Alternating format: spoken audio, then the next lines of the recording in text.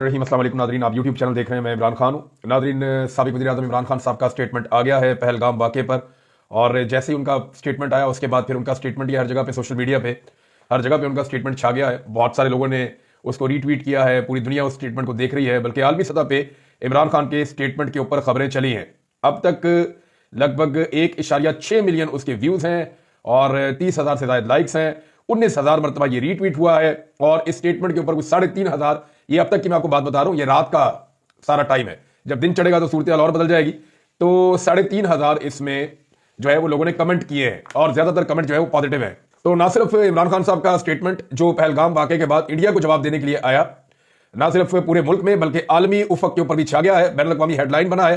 यानी नवाज शरीफ साहब से तो इस तरह का कोई काम हो ही नहीं पाता, वो कर ही नहीं पाते। मेरे ख्याल में नवाज शरीफ साहब से जो है ना, वो शेर का इंतखाबी निशान लेकर ना उन्हें बिल्ली का इंतखाबी निशान दे देना चाहिए। वजह यह है कि अगर वो पाकिस्तान के लिए नहीं बोल सकते, या पाकिस्तान का जो अजली दुश्मन है वो पाकिस्तान को इस वक्त ललकार रहा है, वो पाकिस्तान को इस वक्त ललकारे मार रहा है, वो इस वक्त पाकिस्तान को धमका रहा है, अगर उस वक्त भी नवाज शरीफ ने नहीं बोलना तो पता नहीं कब बोलना है। अभी आप पाकिस्तान तहरीक इंसाफ के खिलाफ कह दें तो 1 मिनट के लिए प्रेस कॉन्फ्रेंस करने के लिए इनके मुंह से झाग निकलना शुरू हो जाएगी, ये सारे के सारे आ जाएंगे। मैं इंफॉर्मेशन मिनिस्टर ने एक स्टेटमेंट दिया, मैं वो पढ़ रहा था, सुन रहा था स्टेटमेंट, तो उसमें वो अड़क अड़क के रुक रुक के बोल रहे थे। जब लेकिन पीटीआई के खिलाफ बोलते हैं तो बड़े फ्लो के अंदर बोलते हैं। हैरत होती है मुझे वैसे इन लोगों पे। इमरान खान साहब ने क्या कहा पहले वो आप सुन लें, ताकि आपको आइडिया हो जाए कि आज भी इमरान खान का मौक़िफ़ क्या है इंडिया को, नरेंद्र मोदी को और उनकी आइडियोलॉजी को लेकर। सबसे पहले तो उन्होंने, इमरान खान साहब ने दहशतगर्दी की मजम्मत की है कि पहलगाम वाकये में इंसानी जानों का ज़िया इंतहाई परेशानकुन और अलमनाक है। मैं मुतासरीन और उनके अहले खाना से अपनी गहरी ताज़ियत का इजहार करता हूं। फिर उन्होंने कहा कि जब फॉल्स फ्लैग पुलवामा ऑपरेशन का वाकया हुआ तो हमने भारत को हर तरह के ताउन की पेशकश की थी, लेकिन भारत कोई ठोस सबूत पेश करने में नाकाम रहा। जैसा कि मैंने 2019 में पेशन गोई की थी, पहलगाम के वाकये के बाद दोबारा वही हो रहा है। यानी इमरान खान साहब ने पहले ही कहा था कि ये फिर यही करेंगे, ये फॉल्स फ्लैग ऑपरेशन करेंगे या कोई भी करके पाकिस्तान पर इल्जाम डालेंगे। उन्होंने कहा दोबारा से वही हो रहा है। मोदी सरकार खुद शनासाई और तहकीकात के बजाय इल्जाम एक बार फिर पाकिस्तान पर डाल रही है। अब ये 1.5 अरब आबादी का मुल्क है भारत। 1.5 अरब आबादी का मुल्क होने के नाते हिंदुस्तान को पहले से ही न्यूक्लियर फ्लैश पॉइंट के नाम से मशहूर खित्ते के साथ गड़बड़ करने की बजाय जिम्मेदारी से काम करने की जरूरत है। ये इमरान खान साहब ये समझा रहे हैं। एक्चुअली इनका अंग्रेजी में ट्वीट था, मैंने आपके लिए इसको ट्रांसलेट किया उर्दू में। वो ये बता रहे हैं कि पूरी दुनिया में ये बात मशहूर है कि एक न्यूक्लियर फ्लैश पॉइंट है इस दुनिया में, जहां खुदा न खास्ता एक एटमी जंग हो सकती है, और वो ये खित्ता है पाकिस्तान और इंडिया का, और इसके असरात पूरी दुनिया में पड़ सकते हैं अगर एटमी जंग होती है तो न्यूक्लियर फ्लैश पॉइंट इसको कहते हैं। तो ये बजाय गड़बड़ करने के जिम्मेदारी से काम करने की जरूरत है भारत को। अमन हमारी तरजीह है, लेकिन इसे बुजदिली ना समझा जाए। पाकिस्तान के बाद किसी भी भारतीय मुहिमजोई का भरपूर जवाब देने की तमाम सलाहियतें मौजूद हैं, जैसा कि मेरी हुकूमत ने पूरी कौम की हमायत से 2019 में किया था। मैंने हमेशा कश्मीरियों के हक खुद इरादियत की अहमियत पर जोर दिया है, जिसकी जमानत अक़वाम मुत्तहिदा की करारदादों में दी गई है। मैं इस हकीकत को भी उजागर करता रहा हूं कि RSS के नजरिए की क़यादत में हिंदुस्तान न सिर्फ खित्ते के लिए बल्कि इससे भी आगे एक संगीन खतरा है। आर्टिकल 370 की गैर कानूनी मनसूखी के बाद कश्मीर में भारतीय जबर में शिद्दत ने कश्मीरी अवाम की आजादी की ख्वाहिश को मजीद हवा दी है। अफसोस की बात है कि जाली फार्म 47 के नताइज के जरिए मुसल्लत की गई एक नाजायज हुकूमत ने कौम को तकसीम कर दिया है। और फिर भी सितम ज़रीफी यह है कि नरेंद्र मोदी की जारहियत ने पाकिस्तानी अवाम को भारतीय दुश्मनी के खिलाफ एक आवाज में मुत्तहिद कर दिया है, जबकि हम इस जाली हुकूमत को मुस्तरद करते हैं। देखिए अब कितना फर्क है। फैसल चौधरी साहब ने जो स्टेटमेंट बोला वो इस तरह से था कि जो कौम फॉर्म 47 पे तकसीम हुई, आज नरेंद्र मोदी ने उसको इकट्ठा कर दिया। यानी उसके अंदर बहुत अजीब तरीके से वो स्टेटमेंट बताया गया था। बताने से जो है पूरा मफहूम बदल जाता है। यहां इमरान खान साहब ने कहा क्या कि अफसोस की बात है कि जाली फार्म 47 के नताइज के जरिए मुसल्लत की गई एक नाजायज हुकूमत ने कौम को तकसीम कर दिया। और फिर भी सितम ज़रीफी यह है कि नरेंद्र मोदी की जारहियत ने पाकिस्तानी अवाम को भारतीय दुश्मनी के खिलाफ एक आवाज में मुत्तहिद कर दिया है, जबकि हम इस जाली हुकूमत को मुस्तरद करते हैं। हम एक पाकिस्तानी कौम के तौर पर मजबूती से खड़े हैं और मोदी की जंग को हवा देने और इलाकाई अमन को खतरे में डालने वाले इसके खतरनाक अज़ाइम की शदीद मजम्मत करते हैं। यह कहने की जरूरत नहीं है कि बैरूनी दुश्मन के खिलाफ जंग जीतने के लिए सबसे पहले कौम को मुत्तहिद होना होगा। ये वो बात है जो मैंने आपको पिछले वीडियो में कही थी, जब इमरान खान साहब का स्टेटमेंट भी नहीं आया था, कि कौम को मुत्तहिद होना होगा। इस वक्त अब वक्त आ गया है कि इन तमाम कार्रवाइयों को रोका जाए जो कौम को मजीद पोलराइज कर रही है। यह इमरान खान साहब ने जरूर कहना था। मैंने कहा था ना कि जब आप कार्रवाइयां कर रहे हैं कौम को तकसीम करने की खुद से, तो फिर आप कैसे कह सकते हैं कि कौम को मुत्तहिद किया जाए। तो अगर कौम को मुत्तहिद करना है तो फिर जो पोलराइज करने के लिए या कौम को तकसीम करने के लिए जो कार्रवाइयां एस्टैब्लिशमेंट कर रही है उन कार्रवाइयों को रोक दे। देखिए ना, अगर एस्टैब्लिशमेंट थोड़ी सी भी पाकिस्तान की खैर ख्वाह है तो ये गंद जो मार रही है पाकिस्तान के अंदर, ये मारना बंद कर दे। जुल्म जबर और फसायत को और सियासियत कंडों को और इन कार्रवाइयों को रोक दे जो कार्रवाइयां वो कर रही है पाकिस्तान में। तो एस्टैब्लिशमेंट को ये सारा कुछ रोक देना चाहिए, जिससे पोलराइजेशन बढ़ रही है। इस नाजुक वक्त में सियासी शिकार पर रियासत की जरूरत से ज्यादा तवज्जो अंदरूनी तकसीम को गहरा कर रही है। ये जो पॉलिटिकल हंटिंग हो रही है ना, लोगों को टारगेट किया जा रहा है और जो एजेंसियां सियासत में किरदार अदा कर रही हैं, इसके ऊपर जो बहुत ज्यादा तवज्जो दी जा रही है ना, इससे पाकिस्तान के अंदर अंदरूनी तौर पर एक तकसीम पैदा हो रही है और बैरूनी कुव्वत का या बैरूनी खतरात का मुकाबला करने की जो कौम की सलाहियत है वो उसको नुकसान पहुंच रहा है। यानी अगर आपने पूरी कौम को इकट्ठा करना है तो फिर कम से कम ये कार्रवाइयां और ये जो एजेंसियां कार्रवाइयां डाल रही हैं पाकिस्तान में, कार्रवाइयां डालना बंद करें। फिर इमरान खान साहब ने नवाज शरीफ और जरदारी साहब को भी मुखातिब किया। उन्होंने कहा नवाज शरीफ और आसिफ जरदारी जैसी खुद साख्ता शख्सियात से किसी मजबूत मौक़िफ़ की तवक्को रखना बेहुदा है। वो भारत के खिलाफ कभी नहीं बोलेंगे क्योंकि इनकी गैर कानूनी दौलत और कारोबारी मफादात बैरून मुल्क में है। वो बैरूनी सरमायाकारी से फायदा उठाते हैं और इन माली मफादात के तहफ़्फ़ुज़ के लिए वो पाकिस्तान पर गैर मुल्की जारहियत और बेबुनियाद इल्जामात के सामने खामोश रहते हैं। इनका खौफ बहुत सादी सी बात है। ये क्यों खौफ जता है कि अगर वो सच बोलने की हिम्मत करेंगे तो भारत उनके खिलाफ लॉबिंग करेगा और उनके जो ऑफशोर असासे हैं उनको मुंजमद करवा देगा। ये है जनाब इमरान खान साहब का आज का स्टेटमेंट। इसमें उन्होंने 3-4 चीजें बड़ी इंपॉर्टेंट कही। एक, उन्होंने कहा कि भारत फॉल्स फ्लैग ऑपरेशन करता है। मैं पहले कह चुका हूं कि भारत में जब भी कोई दहशतगर्दी होगी उसका रीजन यह है कि भारत ने कश्मीरियों पर जुल्म किया है। कश्मीरी जब भारत से बदला लेते हैं तो यह मामला कश्मीरियों का है, लेकिन भारत हर मरतबा पाकिस्तान पे इल्जाम लगाएगा और एक फॉल्स फ्लैग ऑपरेशन का एक सारा बन जाएगा। इल्जाम ये पाकिस्तान ने किया, इल्जाम पाकिस्तान पे धरेगा और ये एक न्यूक्लियर फ्लैश पॉइंट है। तो भारत को जिम्मेदारी का मुजाहरा करना चाहिए जो वो बिल्कुल नहीं कर रहा। फिर इमरान खान साहब ने आरएसएस की जो आइडियोलॉजी है जिसके ऊपर नरेंद्र मोदी और ये वो सारे चलते हैं उसको इमरान खान साहब ने एक्सपोज किया। उसके बाद इमरान खान साहब ने पाकिस्तान की एस्टेब्लिशमेंट को टारगेट किया और उन्होंने कहा कि कौम को इकट्ठा करने की जरूरत है, तो ये जो बदले की कार्रवाइयां आप कर रहे हैं ये करना इस वक्त बंद करें, ज्यादती और जुल्म को बंद करें ताकि कौम इकट्ठी हो सके। इस वक्त बैरूनी खतरात से लड़ने का वक्त है। और फिर आखिर में इमरान खान साहब ने बताया कि ये नवाज शरीफ और जरदारी कभी भी ये कौम की तर्जुमानी नहीं कर सकते। उसकी वजह यह है कि इनके पास बहुत एसेट्स हैं और उनको बचाने के लिए ये कभी भी अपने बैरूनी आकाओं को नाराज नहीं करेंगे। लॉबिंग यही है ना कि दुनिया इंडिया के साथ खड़ी होती है। आप अगर इंडिया के खिलाफ खड़े हो जाएंगे या जोरदार तरीके से खड़े होंगे तो आपके ऊपर दबाव आएगा। अब इमरान खान क्योंकि वज़ीर-ए-आज़म रहे हैं पाकिस्तान के, तो उनको पता है कि जब आप इंडिया के खिलाफ स्टेटमेंट देते हैं तो दबाव कहां से आता है। ये बात सब जानते हैं कि जब इमरान खान साहब ने नरेंद्र मोदी को मुख्तलिफ नामों से और मुख्तलिफ अलकाबात से पुकारना शुरू किया और उसको एक्सपोज करना शुरू किया तो उस वक्त जो पाकिस्तान के अंदर सफीर मौजूद थे अमेरिका के और बरतानिया के, उन लोगों ने पाकिस्तानी एस्टेब्लिशमेंट को कहा कि इमरान खान साहब को समझाएं कि वो नरेंद्र मोदी के साथ ऐसा ना करें। अब ये अगर ये वाले हुक्मरान करेंगे तो क्या होगा, इनके जो आका इनको हुक्म देंगे, अगर ये हुक्म नहीं मानेंगे तो बैरून मुल्क इनके जो एसेट्स हैं या इनकी जो बहुत सारी कमाइयां हैं या इनके ऑफ शोर जो असासे हैं वो सारे के सारे जो है वो इनके हाथ से निकल जाएंगे।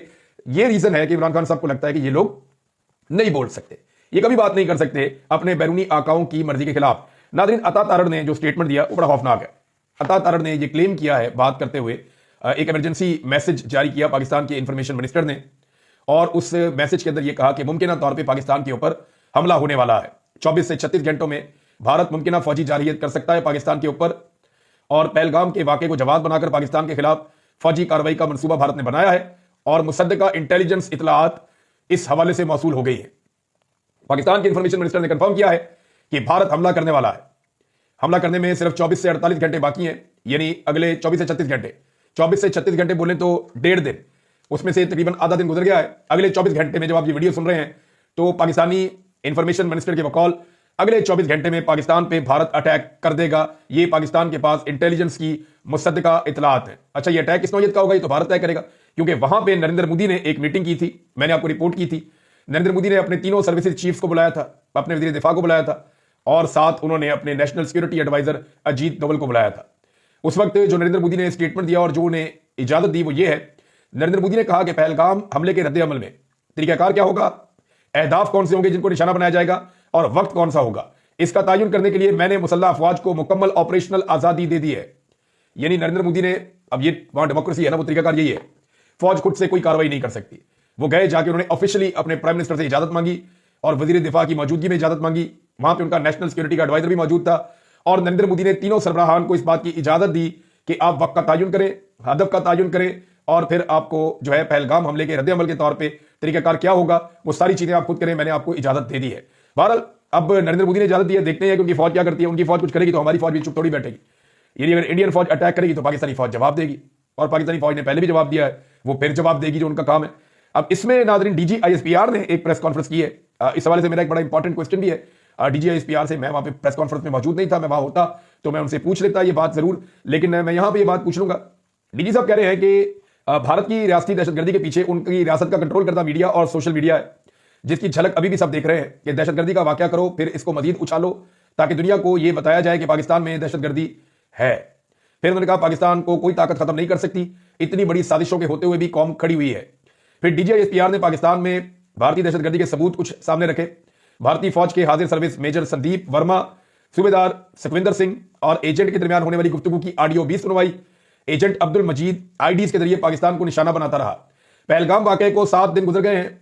DGISPR ने कहा अभी तक इंडिया पाकिस्तान पर इल्जाम का एक सबूत नहीं दे सका। जेलम से भारतीय दहशतगर्द पकड़ा, उसके पास से एक देसी साख्ता बम, 2 मोबाइल फोन निकले। मजीद तहकीकात पर उसके घर से भारतीय साख्ता ड्रोन भी मिला है, यह DGISPR ने कहा। अब सवाल यह पैदा होता है कि DGISPR को प्रेस कॉन्फ्रेंस क्यों करना पड़ी? सादा सवाल है।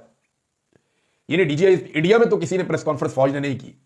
इंडियन फौज ने जहां पे हमला हुआ पहलगाम का, उनका जो इंफॉर्मेशन का सारा काम है वो उनका इंफॉर्मेशन का डिपार्टमेंट कर रहा है, उनकी गवर्नमेंट कर रही है, उनका वजीर आजम, उनके बाकी वज़रा सब अपना अपना काम कर रहे हैं। पाकिस्तान में आप ये देखें कि कभी आर्मी चीफ का स्टेटमेंट आ जाता है, कभी DGISPR का स्टेटमेंट आ जाता है। मुझे समझ नहीं आ रही है, तो हुकूमतों के करने का काम है, रिस्पॉन्सिबिलिटी हुकूमतों की है, तो ये जिम्मेदारी क्यों डाली जाती है फौज के कांधों पर? क्या फौज की यह भी जिम्मेदारी? आपका काम लड़ना है, स्ट्रेटेजी बनाना है, हिकमत अमली बनाना है। आप अपने वजीर आजम से इजाजत लीजिए और फिर बॉर्डर के ऊपर जवाबी कार्रवाई कीजिए, यही आप कर सकते हैं। अब आप अगर प्रेस कॉन्फ्रेंस करेंगे और सामने आकर सियासत करेंगे तो ये नामुनासिब चीज है। ये यानी ऑपरेशनल ब्रीफिंग्स होती है मीडिया के लिए, वो दे सकते हैं, वहां ISPR का काम है। लेकिन ये प्रेस कॉन्फ्रेंस मेरे ख्याल में ज्यादा बाअसर होती अगर ये सियासी लोग करते और यूनिफॉर्म्ड ऑफिसर ये प्रेस कॉन्फ्रेंस ना करते, तो शायद इसका इंपैक्ट ज्यादा होता। नाज़रीन, एक और चीज यह है कि अमेरिका की जानिब से कशीदगी ना बढ़ाने पर जोर दिया जा रहा है। वो पाकिस्तान और भारत को यह कह रहे हैं कि आप कशीदगी में इजाफा ना करें और कशीदगी को कंट्रोल करें, कशीदगी ना बढ़ाई जाए। ये बार बार अमेरिका की जानिब से कहा जा रहा है। लेकिन देखिए, अमेरिका का ये जो स्टेटमेंट है, ये आप इसी तरह समझ लें जैसे अमेरिका इसराइल और हमास के लिए भी बयान जारी करता रहता है। वो वहां पे भी ये कहता रहता है कि इसराइल और हमास तहम्मुल का मुजाहरा करें और ये करें वो करें। फिर वो इसराइल को बहुत सारे हथियार भी बेचता है, उसकी सपोर्ट भी करता है अमेरिका। तो ये उसी तरह का बयान है अमेरिका का। और दुनिया जो है वो कभी भी कमजोर के साथ या गरीब के साथ खड़ी नहीं होती, वो मार्केट को देखती है, अपने मफादात को देखती है। बहुत कम ममालिक हैं जो पाकिस्तान के साथ खड़े होंगे। देखिए, लोग आवाज तो उठाएंगे लेकिन आपके लिए लड़ने कोई नहीं आएगा। हमें हमारी लड़ाई खुद ही लड़नी पड़ेगी। क्या एक तकसीम कौम ये लड़ाई लड़ सकती है? वही सवाल जो इमरान खान साहब ने पूछा। हमें अगर लड़ाई लड़नी और जीतनी है तो कौम की तकसीम खत्म करनी पड़ेगी। और तकसीम को खत्म करने के लिए एस्टेब्लिशमेंट ने जो पोलराइजेशन पाकिस्तान में या तकसीम पैदा कर दी है बकौल इमरान खान साहब के, वो उनको अपना तरीकाकार बदलना पड़ेगा, वरना फिर ये मामला नफरत वाला चलता रहेगा। इस नफरत के जरिए से कभी भी आगे बेहतरी नहीं निकलेगी। नाज़रीन, इमरान खान साहब से उनकी बहनों की तो मुलाकात नहीं हुई, लेकिन मुलाकात हुई थी फैसल चौधरी साहब की। अब ये डिफरेंट लोग जो हैं उनके जरिए से ये सारी इंफॉर्मेशन निकलती है। फिर इमरान खान साहब का एक ट्विटर के ऊपर पूरा पोस्ट बनता है जो मैंने आपको पढ़ के सुनाया, उसको ट्रांसलेट करके। जुबैर साहब ने 2 और चीजें निकाली। देखिए, सारी चीजें पाकिस्तान तहरीक इंसाफ उसके ऊपर नहीं लगाती है। इमरान खान साहब को पता है बहुत बोल्ड है, वो बहुत सारी ऐसी बातें बोल देते हैं जिन्हें पाकिस्तान तहरीक इंसाफ के लोग उनके एक्स अकाउंट के ऊपर भी शेयर नहीं करते, लेकिन वो खामोशी से ये बातें बता देते हैं। कुछ चीजें मुझे पता चली माजी में, कुछ और दोस्तों को पता चलती हैं। तो जुबैर अली खान साहब ने 2 खबरें निकाली हैं। एक वो ये कह रहे हैं कि अडियाला जेल से बड़ी खबर। जुबैर अली खान साहब कह रहे हैं पहले भी इनकी लोगों ने बड़ी मुखालफत की, लेकिन इनकी खबरें ठीक साबित हो जाती हैं। एक सर्टेन टाइम पीरियड के बाद लोगों को पता चलता है कि ये बंदा ठीक कह रहा था। जुबैर अली खान साहब ने कहा कि इमरान खान वज़ीर आला अली अमीन गंडापुर पर शदीद बरहम, अपने मफाद की खातिर अली अमीन फौज के साथ मिल गया है। यह जुनैद अकबर और तैमूर झगड़ा की लड़ाई में पार्टी को नुकसान पहुंचा रहा है। खैबर पख्तूनख्वा में हमारे लोग अगवा हो रहे हैं। अगर पंजाब, सिंध और बलूचिस्तान की तरह खैबर पख्तूनख्वा में भी लोग अगवा होंगे तो फिर हम अपने लोगों को क्या जवाब देंगे? अली अमीन को IG से पूछना चाहिए सूबे में क्या हो रहा है। हर चीज की रिपोर्ट मेरे पास आ रही है। इमरान खान की वकला से गुफ्तगू। ये बड़ा सख्त खबर है ये अली अमीन गंडापुर के हवाले से। फिर इमरान खान फैसल चौधरी पर बरहम, ये भी जुबैर अली खान साहब की खबर है। जिन वकला से मैं मिलना चाहता हूं उन्हें अंदर नहीं आने दिया जाता, तुम हर दफा कैसे अंदर आ जाते हो? बुशरा बीबी ने भी फैसल चौधरी से बात करने से इनकार कर दिया। फैसल चौधरी की एक बार फिर सियालकोट जिमनी इंतखाबात का टिकट असलम घुम्मन के भाई को देने की सिफारिश नाकाम रही। इमरान खान ने फाखिर निशात घुम्मन को टिकट जारी करने की हदायत जारी कर दी। ये भी जनाब खबर आई है अंदर से। नाज़रीन, एक और मेरे पास से खबर है, ये अफसोसनाक है वैसे। इस पे सरम जावेद साहब पे दहशतगर्दी का मुकदमा दर्ज किया गया जनाब। अंदाजा करें आप। वकुआ क्या है कि जी 8 फरवरी को 1 साल मुकम्मल हुआ था। धांधली के ऊपर इन्होंने एक रैली निकाली है, पुरअमन तरीके से मुंतशिर हो गए। अब इसके ऊपर दहशतगर्दी का मुकदमा तो नहीं बनता ना भाई। दहशतगर्दी क्या, वो गोलियां चल रही थी, खुदा न खास्ता बंदे मर रहे थे, तो दहशतगर्दी का मुकदमा कैसे हो गया? एक खातून है, उन्होंने दीगर लोगों के साथ मिलकर एक रैली निकाली है खामोशी से, और रैली निकाल के उन्होंने एहतजाज किया पुरअमन, फिर अपने घरों को चले गए। अब 2 महीने के बाद पता चला दहशतगर्दी का मुकदमा कर दिया उनके ऊपर। तो दहशतगर्दी का पाकिस्तान दुनिया में सबसे ज्यादा शिकार मुल्क है, और दहशतगर्दी के मुकदमे का मजाक बना के रख दिया पाकिस्तान की एस्टेब्लिशमेंट ने। जिस पे दिल करता है दहशतगर्दी का मुकदमा चिपका देते हैं। अब वो सनम जावेद ने क्या दहशतगर्दी करनी है यार? वो सिर्फ अपनी जुबान से बात करती है, दलील से बात करती है। आपको उसकी बात पसंद नहीं है, आप उससे बेहतर दलील लेकर आ जाए, आप उसका मुंह बंद कर दें दलील के जरिए से। ये तो नहीं हो सकता कि आप दहशतगर्दियों के मुकदमे इस तरह से दर्ज करते चले जाएं। अब उनके ऊपर जनाब दहशतगर्दी का मुकदमा दर्ज कर दिया गया है और जज साहब ने भी देखे माशाल्लाह से 6 दिन का रिमांड दे दिया है। एक खातून पे दहशतगर्दी का जाली मुकदमा दर्ज हुआ सिर्फ रैली निकालने पे, और उस पे जो जज साहब है उन्होंने 6 दिन का रिमांड भी दे दिया है। अंदाजा कीजिए आप, यानी इस मुल्क का निज़ाम इंसाफ का अल्लाह हाफिज है। इन्ना लिल्लाहि व इन्ना इलैहि राजिऊन। नाज़रीन, पंजाब हुकूमत ने जो है वो किसान की कमर तोड़ने के बाद किसान के जख्मों पर नमक छिड़कने का हतमी फैसला कर लिया है। किसान को जो फी एकड़ पैदावार के अंदर नुकसान हुआ है वो 30 से 40 हजार हुआ है। जो लोग बड़ा ही बेचारे दबा के कस के बताते हैं वो कहते हैं 30 हजार का नुकसान कम से कम किसान का 1 एकड़ के ऊपर इस मरतबा हो गया गंदम उगाने पर। जबकि जो लोग जरा थोड़ा खुल के बताते हैं वो ये कहते हैं जी 40 से 50 हजार तक का नुकसान बताते हैं कि किसानों का हो गया है इस मरतबा पंजाब हुकूमत और वफाकी हुकूमत की नाअहली की वजह से। और अब मरियम नवाज ने उनके जख्मों पर 5000 फी एकड़ के हिसाब से नमक डालने का फैसला किया है, और वो भी 10 से 12 एकड़ पे। आप अंदाजा कीजिए कैसे जालिम है ये हुक्मरान कि सबको जो है वो मांगने पे लगाने के चक्कर में। क्या पूरे मुल्क को आप फकीर समझते हैं अपनी तरह? भाई किसान को उसकी कीमत दें आप, किसान का जो खर्चा है वो पूरा करवाएं आप। या तो आप देखें ना, कहते हैं गंदम सस्ती करनी है ताकि रोटी सस्ती हो जाए। भाई अगर गंदम सस्ती करनी है तो बिजली सस्ती करो, गंदम सस्ती करनी है तो खाद सस्ती करो, बीज सस्ता करो, जो डीजल है उसको सस्ता करो, ताकि किसान का खर्चा नीचे आए। जब किसान के अखराजात कम होंगे आप तब गंदम सस्ती करेंगे, फिर आपकी रोटी सस्ती होगी। तो ये पूरा एक साइकिल है। आप कहते हैं किसान गंदम उगाए 100 रुपए में, बेचे आपको 50 रुपए में ताकि आप रोटी सस्ती बेचे। ये तो कोई फार्मूला नहीं, ये तो कोई तरीका नहीं है कि एक आदमी का पेट आप छुरा मार के काट रहे हैं और दूसरे को कह रहे हैं जनाब ये आप खा ले। ये तो कोई तरीका नहीं, हुकूमतें तो ऐसे नहीं चलती। अब 5000 रुपए का उसके ऊपर जो है वो नमक छिड़क रहे हैं उल्टा उसके जख्मों के ऊपर। किसान के साथ इन्होंने बहुत ज्यादती की है और तारीख इस ज्यादती को याद रखेगी। अब तक इतने अपना